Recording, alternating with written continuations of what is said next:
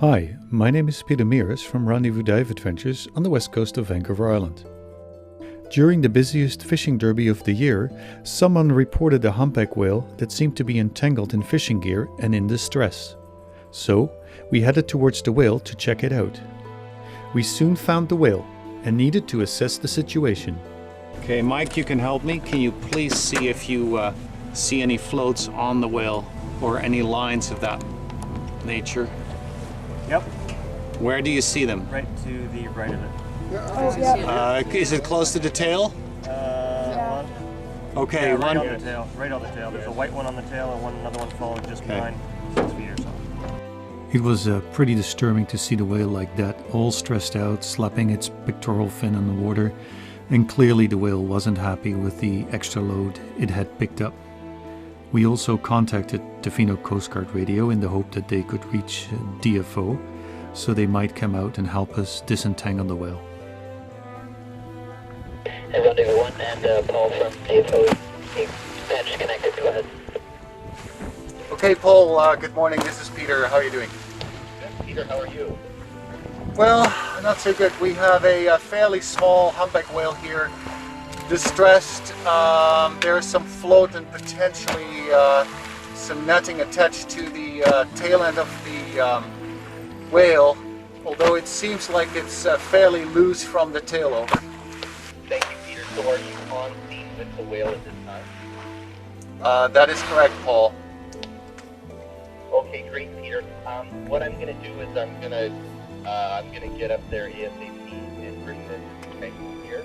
And if you can, if possible, a visual on the animal, much appreciated. What I'll do is get up as soon as I can. If you can continually update the Coast Guard Radio, I can see their situation. That would be much appreciated. Thank you so much for being out there. Over. While we were floating around, we did a radio call to other boats to keep a big distance so not to increase the stress level for the whale. And 90% of the boaters was completely compliant with that request. And that really helped. So finally we reached the Department of Fisheries and Oceans and we set up a plan how to deal with the situation. The first boat on scene other than us was the local Port Alberni DFO boat. And basically we handed over the whale to them and went our merry way. Eventually Paul Cottrell from DFO Vancouver came out in a float plane. That day there were many humpback whales around, specifically mom and calf couples. And at some point they lost track of the entangled whale. So after the diving we offered our assistance again to relocate the whale.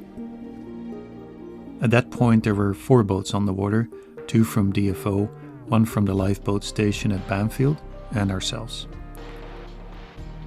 Eventually we relocated the whale and then DFO dealt with the actual disentanglement. Now, disentangling a whale is basically a game of patience. And you need to locate the whale first, and then what you do is to get some big buoys on it so the whale can't dive, and that alone was an immense task as the whale didn't want to be stressed out further by any boats, and Mum was taking it away from all the boats, so that wasn't really very helpful. Eventually they were able to tag onto the whale and put the buoys on its tail, and it towed their boat at about 4 knots for an hour until it really tired out. At that point Paul could actually get close to the whale, close enough to use the cutting tool on the pole and cut off the lines and set the whale free. As far as we have seen, the whale got away unharmed.